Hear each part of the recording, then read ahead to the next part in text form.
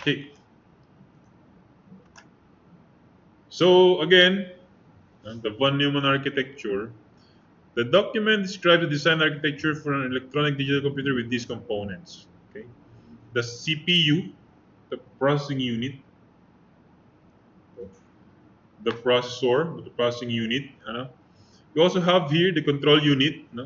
The control unit includes an instruction register and a program counter, which interprets the instructions in memory and causes them to be executed. Ito yung control unit mo.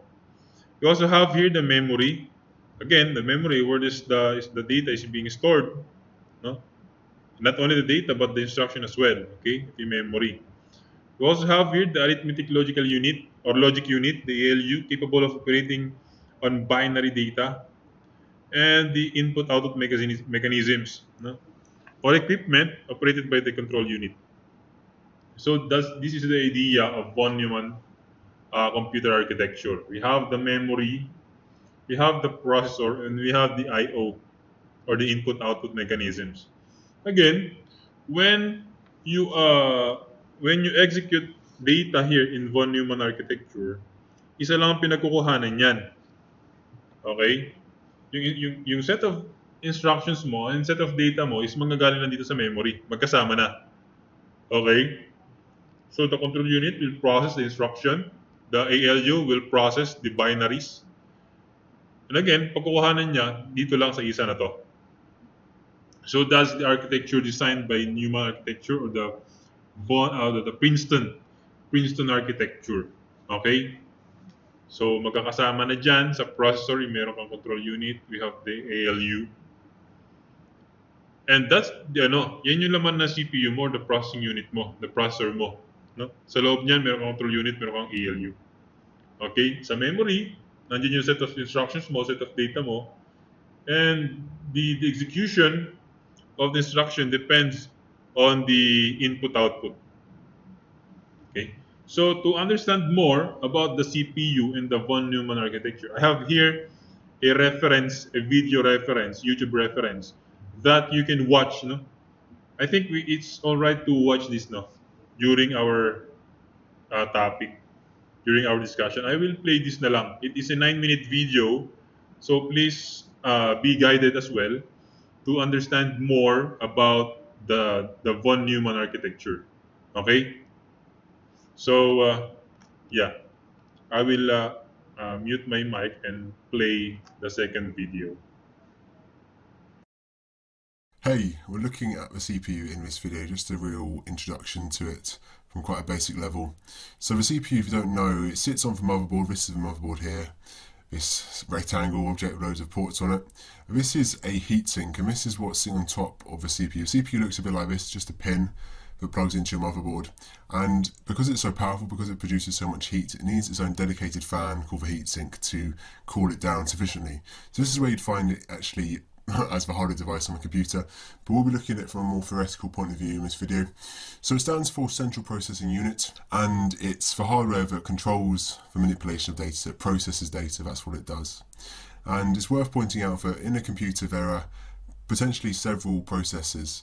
Not only can you have multi-core CPUs, where you have kind of like several CPUs within a CPU, if that makes sense, we'll look at that a bit later. But you can also have processors and things like graphics cards and sound cards.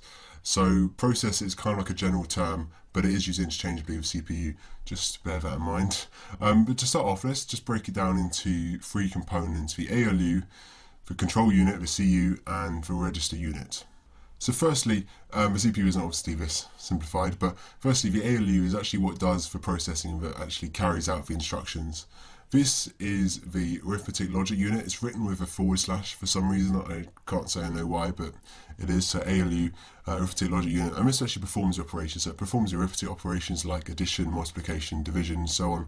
And the logic ones like, basically evaluating something to false or true, the two Boolean values. So this is what actually does kind of the hard work, but it's overseen by the control unit, which actually coordinates the CPU. And because the CPU is kind of what is controlling the whole computer, it's what's doing all the computer's processing apart from these potential graphics card, sound card processor, which is doing a very specific task, but generally it's controlling the whole computer. You wouldn't be watching this video if the CPU wasn't working in your device. And control unit actually kind of warms up the circuitry, it decodes the instructions, it actually deals with the data transfers and so on. And the registers are small quick stores of data. You might have, say, I don't know, 32 on your CPU, and some of them are used for programmers, some are used for the fetch execute cycle, which we'll cover later. They're very quick, very small, they're actually on the chip, and they're mostly there for efficiency because it's very slow comparatively to have to keep going back and forth between memory. They're used kind of like a temporary storage on the CPU, and they're used in its operation as well. So I wanted to talk about the von Neumann architecture briefly, and this is a term for essentially what we've just looked at. It falls under this category, and all the hardware we're looking at, all the modern computers fall under this category of von Neumann architecture. And this is often a point of confusion because it's not really taught, because it's so ubiquitous, because everything essentially is based on this architecture. It means that teachers don't really explicitly say it's von Neumann architecture. People often get confused because they see this term and they're like, I've never heard of this before, and actually it's what we've learned all along. So, you know, you don't really have to know about the other architecture, the other models available. This is going back to 1945, but essentially it says that we can break our systems down into 4 components: the main memory, or just memory, which is where the registers in this kind of model would fit in, and we'll talk about memory a lot more in the hardware videos. But also we've got ALU, we've got a control unit. This is the processing unit of this theoretical system, and we've also got input-output devices. And again, this is going back to 1945, so if you can imagine the processors and the computers as a whole back then, this is very simplistic. But this does also mean, or a second major characteristic of this is that the instructions that are executed are stored alongside the data in the memory. So everything is stored in the memory alongside each other in binary, as we would have talked about at another point of the course. And this concept, the fact that the data and the instructions are stored together, is the stored program concept. And again, this is often attributed to von Neumann, perhaps unfairly to the people who actually did it, because I think he was just, anyway, he was very famous. But this contrasts with another model which isn't really used in modern computers, and this would be the Harvard model. And in the Harvard model, there's basically 2 different memories, one for the instructions and one for the data, but we don't use that, so we're not going to worry about that too much. In the von Neumann model architecture, instructions are executed sequentially, and this is how it works in our computers. So one instruction at a time is fetched from the memory and passed to the CPU, and this means that even if your CPU is absolutely rapid and is very, very fast, if the connection between the memory and the CPU in this bus, in this wire, if it's very slow, you get a bottleneck, which is called a von Neumann bottleneck, and that's just an interesting feature of this architecture. I mean, I say interesting. Anyway, we have to talk about the clock briefly in this topic. It's actually very important for the whole computer, but especially for the CPU's operation. So computers have a system clock, which is actually there to provide just general timing signals. It's not specific to anything, it's just there to, in the background, provide timing signals, and it's used by the circuits, any circuit in the computer, to synchronize itself. And it's not like a clock like we used to, it's like a metronome in music, which kind of just produces a steady rhythm, a steady pulse of voltage. This is representing 2 different voltage levels. It could be on and off, it could be 5 volts and 10 volts, but the fact remains that it's a very steady kind of pulse. And first of all, you can use it to synchronize your circuits. So, for example, you might only transfer data on a rising edge of the clock, or you might only do it on a falling edge of the clock. You might only write data when the clock is high, asserted high, or if it's asserted low. Essentially, the devices can use the clock as they wish. And the system clock actually sits on the motherboard. And like I say, it's used by any devices, but the CPU uses it. And CPUs are designed and manufactured to operate at a specific frequency. The CPU is much faster than all the other components, so it needs to essentially have a clock that oscillates faster, that has a higher frequency. And so the CPU takes the system clock and changes it so that it's a lot faster. And this is the clock speed. And the clock speed is very important because the CPU needs a certain amount of clock cycles, or ticks, essentially an arbitrary amount of these. We could just say 1, for example, per instruction. So it uses a cycle, and this cycle is the fetch execute cycle. So all this does is this is just the process of the CPU executing a single instruction. So if we just go back a second, it might execute an instruction whenever the clock is high. So instruction here, instruction here, instruction here, and so on. And the faster this is done, then the faster the CPU will operate because it's got a higher clock speed. Anyway, so the fetch execute cycle. First of all, as we've talked about, the memory is external to the CPU and the instructions are stored in the memory, so they need to be retrieved by the CPU from the memory, and this is just the fetch stage of this cycle. So first of all, instructions go to the CPU. When they're there, they go into the control unit, and the instruction is broken down into its kind of constituent parts. And an instruction is split up into its operator and its operand. The operator is telling you what it's doing, like add in this example. Actually, the addition here is an operator. And operand is another word for data. And so we have two operands here. These are two registers. So this instruction in assembly code is saying we want to add the contents of R5, register 5, to the contents of register 1.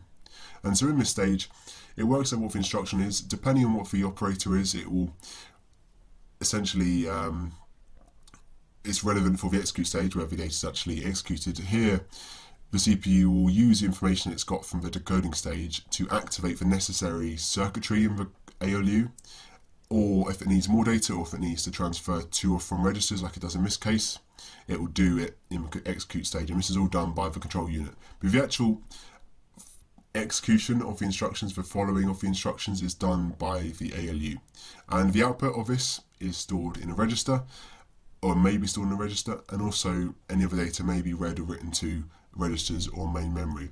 So in this case, it's got to read from R5, it's got to read the contents of R5, and it's got to store this as R1. So it's got to do a bit of reading and writing in the execute stage.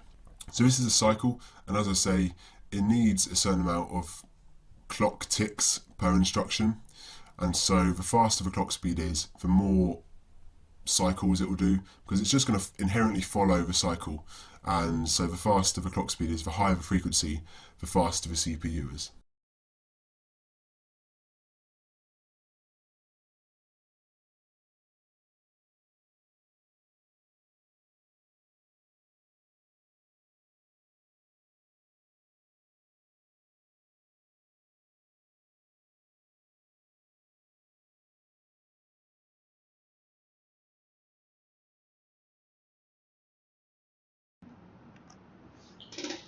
So yeah, you were able to view or study how the CPU or the architecture works. No? Nandun na rin yung iba't ibang idea na pag-aaralan natin, especially the fetch execute cycle, wherein you fetch instructions, the processor will decode it, and the set of instructions has been decoded and then executed. Mapag-aaralan din natin yun later on. So also, na ipakita rin naman sa inyo doon yung clock speed na tinatawag. The basic unit of time, speed of time is hertz. No? Kaya meron tayo sa mga processors natin gigahertz, diba? 2.1 gigahertz, 3 gigahertz. No? That's the speed of the processor processing different instructions in 1 second. Okay? So when you say 3.2 gigahertz, it is 3 billion instructions per second. So that's the idea of the video kanina. Ando din yung architecture, no? Yung architecture in the CPU. No, meron kang registers, meron kang an input, may registers ka and output ka in processing in the processor itself. No. So that's the idea of on how the von Neumann architecture works in the CPU itself. Later on, magkakaroon tayo ng iba't ibang modifications dyan sa von Neumann architecture na yan. No? Di lang siya kasi naging von Neumann lang basta. It needs to be developed, it needs to be improved. No? But again, that's the basic idea of how computer architectures are being designed and is being implemented and developed. No? So yeah, as I've sinabi ko nga sa inyo, hindi lang siya von Neumann architecture, nagkaroon siya ng improvement galing dun sa kanya, no? And lumabas naman dito ngayon is yung Harvard architecture. Ano naman tong Harvard architecture na to? The Harvard architecture, no, separates, no, the storage for signal pathways for instructions and data. So Harvard architecture is a type of computer design that separates the storage and handling of instructions or the program and the data. This means the computer has two different memory spaces, one for instructions, one for data. It is often contrasted with the von Neumann architecture, where program instructions and data share the same memory pathways. This architecture is often used in real-time processing or low-power applications. Imagine you have two separate boxes, one for your Lego instruction booklet, and one for the Lego pieces. When you want to build something, you get the instructions from one box and the pieces from the other box. Naghanap pa ng example dito eh. From the other box. This way, you can find what you need more quickly and easily. Okay. So let us now extract the idea about Harvard architecture. So in Harvard architecture, it just separates the storage and the signal pathways sa instruction memory, sa instructions and the data, no? So kung sa von Neumann magkasama sa memory, si instructions and sa data.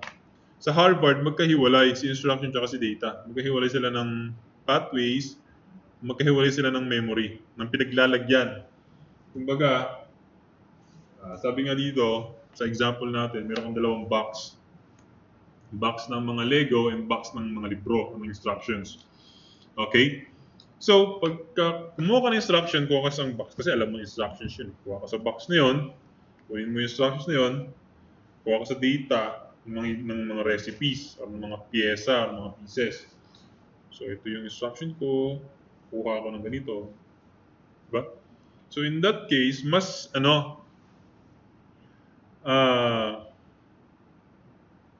sabi dito, it's often contrasted with the von Neumann architecture where program instruction and data share the same memory and pathways. These architectures often used in real-time processing or low-power applications. You can find what you need more quickly and easily. Okay, so dito, kung magkaiba ka ng sources, and again, magkakasama na sila. No. Magkakaiba ng sources, pero magkakasama yung same applications. For example, instruction dito sa kabila, dito sa kabila. Mas mabilis yung paghahanap mo ng mga data and instructions. Okay? Unlike sa von Neumann, halo-halo dito. Excuse me. And at the same time, hindi lang naman dito sa idea ng Harvard architecture magkahiwalay yung memory and yung data mo. Pati ALU at IO magkahiwalay. Pero lahat yan pinagtatagpo lahat sa control unit. So that's Harvard architecture. Okay? Magkakahiwalay na yan, kakaiba ng data pathway, para mas mabilis yung paghahanap ng data and instructions. Okay? So that's Harvard architecture. That's the improvement implemented by Harvard, no? Using the von Neumann architecture. Okay? So, let us now compare the Harvard and Princeton architecture. When we say Princeton or the von Neumann architecture, it uses single memory for both instructions and data, okay, which can sometimes slow down processing because the computer has to switch back and forth between instructions and data. On the other hand, the Harvard architecture naman uses separate memories, which allows the computer to access instructions and data at the same time, making it faster in certain applications. Okay. So, kung von Neumann or the Princeton medyo mabagal. Bakit? Ito, computer has to switch back and forth para lang malaman yung instructions and data. Diba? Balik-balik yan. And then in fact, sa Harvard, sabay. Kuha ka ng instruction, kuha ka ng data. Pak. Ganun lang yan. Sabay yan. Kuha ka dito. Unlike sa memory, one at a time. Okay? So that's how you compare the Harvard and Princeton architectures. No? The Harvard, again, it has different sources of information, different memory sources. In Princeton, magkakasama na lahat yung instruction and data mo sa memory mo. Memory data. Okay? So this is how processors work. Okay? Ito na, ipakita na ito kayo na sa inyo sa may video ng CPU. No? The fetch, the decode, and execute. The fetch-execute cycle. When we say fetch, from the word itself, fetch, the CPU retrieves an instruction from the computer's memory. Kumukuha lang siya ng instruction. Pag nakuha na ng CPU yung address ng next instruction, it fetches the instruction from memory and brings it to the CPU. Pag nakuha niya na yung address, nakuha niya na yung instruction, bato na siya ngayon sa CPU. Ganun lang yun. Kuha lang siya ng instruction, kuha lang siya ng data. Okay? Pag nakuha niya na yun, bato ay processing unit. Anong ginagawa ni processing unit? It figures out the instructions. No? Kung ano ba ang dapat mangyari, ano bang dapat gawin. The fetch instruction is interpreted by the CPU's control unit. The control unit determines what action is required, such as adding numbers, moving data, or jumping to another instruction. Again, pagkakuha mo ng data, pagkakuha mo ng instructions, bato ay processing unit. Sa processing unit, dadalhin ito kay control unit. And ang gagawin ni control unit, iintindihin niya, ano ba to? No? Ano ba itong binigay mo sa aking instructions and data? I-decode niya, okay. Ang gagawin pala dito is i-add yung number na to sa ganitong address, or itong data na to, i-move ko pala sa ganitong address, or tatanong ako sa ibang instruction. Depende kung anong instruction ang meron sa na-decode na data or information or instruction. Okay? So pagkakuha ng instruction and data, i-decode to ni control unit, then bato ngayon ito sa PC, sa processing unit itself. Again, the CPU performs the action required by the decoded instruction. The CPU, the CPU carries out the instruction using its arithmetic logic unit for calculations or moving data between registers of memory. The result of the execution is stored back in memory or register, and the cycle repeats for the next instruction. So pagka nalaman na-decode na kung anong mga gagawin, i-execute na ngayon yan ni CPU. Dadalhin niya yan sa ALU para malaman kung anong gagawin. Either, ito nga, dadalhin sa ALU, the logic unit, i-move niya ba ito sa registers, i-add niya ba yung mga numbers, yung data, or ililipat niya o lipat siya sa ibang instructions. No? So after mo ma-execute yung data dito, after mo ma-execute yung instruction, repeat lang. No? Repeat cycle for the next instruction. So that's the processor's operation. Fetch, decode, execute. Fetch, decode, execute. So yun lang yun. Again, if your CPU or the processing unit mo is 3 GHz. So 3 billion times sa isang segundo mag-process ng operation sa CPU. So that's the idea there. Okay?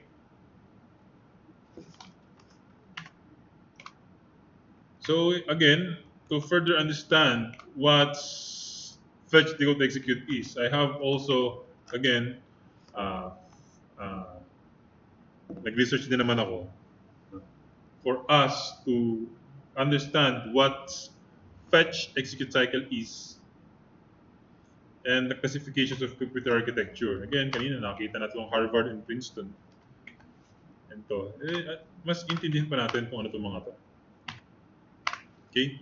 So let us watch the third video, okay? Every modern computer, when you get right down to the bare metal, is doing basically the same sort of thing. I've said before that computers are just overgrown calculators, but how do you go from a simple calculator to playing video games or sending stuff over the internet or even decompressing and displaying the millions of pixels in this video? In short, what's your computer actually doing? Behind me is a scaled up version of a computer, but we're going to go much, much simpler. If you take apart your phone or PC, somewhere in the heart of it will be a central processing unit, or CPU, connected to all the other devices that make it work. Now, to show a really basic example, we're not going to use all those devices. The first one we are going to use is the clock. With every tick of the clock, our CPU goes through a step in what's called the fetch-execute cycle, or fetch, decode, execute. This clock is slightly magic in that it ticks every time I click my fingers. In the CPU, I'm going to have 3 registers. These are bits of fast storage where the CPU holds values that it's working on right now. These are a register that keeps track of our instruction cycle, another that loads our instructions from memory, and an accumulator. The final thing we need in our simplified computer is somewhere to keep the instructions and any values that we end up calculating. That is RAM, random access memory, and we call it random access because it doesn't matter when or in what order the information is read or written. So, that is our computer. Let's run a simple program. All it's going to do is count up. The processor has 3 steps, fetch, decode, execute. It will just repeat those on a loop. That's the one thing that's actually built into it. So we need some instructions, actually in memory. So let's load our program into RAM. That RAM is also used to store our answers, our outputs. In the real world, these would all be stored in binary, but let's not overcomplicate things right now. Let's keep them human readable. An instruction has 2 parts. The first part is the instruction itself, and the second part is usually a memory address. On each clock tick, the CPU will do one of 3 things. It will fetch an instruction from a memory address. It will decode that instruction, and it will execute that instruction, round and round in a loop. So it's going to count up. We're going to begin with a number and add 1 to it over and over again. Fetch. 1 clock tick. The program counter is set to 0, so the CPU fetches the instruction at address 0 in the memory and puts it into the instruction register. Decode. The CPU decodes the instruction. The first part is the instruction and the second part is a location. In our case, the instruction is load and the address is 6, so we will be loading the value in address 6 into the accumulator. Execute. The CPU executes this instruction. It takes the value at address 6 and loads it into the accumulator. In this case, the value is 1. Fetch. The program counter is incremented. The CPU fetches the next instruction in the next bit of the memory. Decode. The CPU decodes the instruction. This time it's add, and the address is 7, so we'll be adding what's at address 7 into what is already in the accumulator. Execute. The CPU executes the instruction. We add the value at address 7, and in this case it's the value 1. 1 plus 1 is 2. Fetch. From the next memory location, number 2. Decode. An instruction to store the value in the accumulator into RAM at address 6. Execute. Now notice that we are overwriting what's already there, so address 6 now has 2 in it instead of 1. Fetch. A new instruction, jump. With a jump, the next address we fetch from is the one in this instruction. Decode. So we're going to jump to address number 1. Execute. The program counter is now back at 1. The ability to jump, to loop, and to build instructions recursively is one of the foundations of computer science. So, we're back up there. Fetch from location 1. Decode. It's the add instruction again. Execute. Our accumulator still contains the values from before, so 2 plus 1 is 3. Fetch. Decode. Store again. Execute. Storing it into location number 6. Fetch. Decode. Execute, and we jump again. Fetch. Decode. Execute. Fetch. Decode. Execute. We're in a loop, and we're counting upwards by 1 on every 6th clock cycle. Our program, with these simple instructions, doesn't have a halt command or any way to interrupt it, so it will just keep incrementing that value by 1 until the number becomes so large it can no longer be held by the memory address. How it breaks then? Well, that's a whole other video and my fingers are tired. This is a very fiddly way to program a computer. In theory, it can be done, but at this level, these instructions are just encoded in raw binary data, which is basically unreadable for humans. So we can convert that base 2 binary to base 16 hexadecimal. At that level, we call it machine code. The next step up from that is a symbolic language called assembly, which is a bit more readable, but it's still close to working at that bare metal. The original Prince of Persia game was completely programmed in assembly. That is almost unbelievable to me, painstakingly figuring out each pixel of animation and encoding it into something that the computer almost understands directly. Programming like that is complex and hard and prone to the sort of human error that introduces massive security problems. It is difficult to code and difficult to debug. So rather than dealing with the messiness or, well, the pristine logic of machine code, higher level languages were developed as an intermediary step. Those languages handle all of that memory reading and writing for us, so all we need to focus on is what we actually want the computer to do. So here's my code.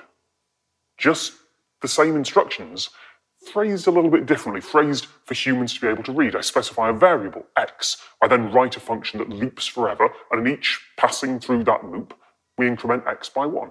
Once I've written that code, I then pass it to a compiler, which turns it into that original machine code for me. So when I run the program, it's loaded into the computer's memory and executed. If I want to run it on a completely different type of computer, a Mac instead of a PC, I can compile it for that CPU instead. But this still doesn't answer the question of how the computer is doing something as complex as decompressing and displaying this video. The answer to that is speed. At the speed I was clicking at the end there, we were executing one instruction every couple of seconds on one thread, one bit of the system. A modern CPU executes billions of instructions per second, gigahertz, on multiple threads. But at the heart of your PC or your phone, there is still just a ticking clock